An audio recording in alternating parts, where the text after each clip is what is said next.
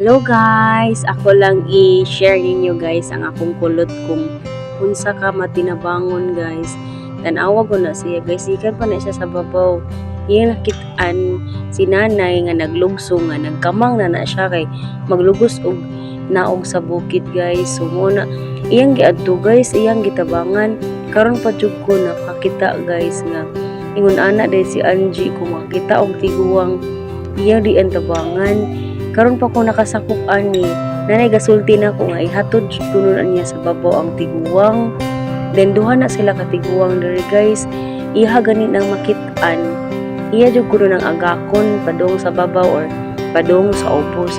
Proud kay ko nga pagkamama murag nag heart jud ako ang mata guys kay as in siya ha kasakadagan sa bata dinhi siya dyan nakaako og agak anang tiguang. Akong giingnan akong tabangan, ako'y tabang ana Angie siya. Dili ma ako lang makailuoy man. Muna siya guys. Thank you guys. Bye bye.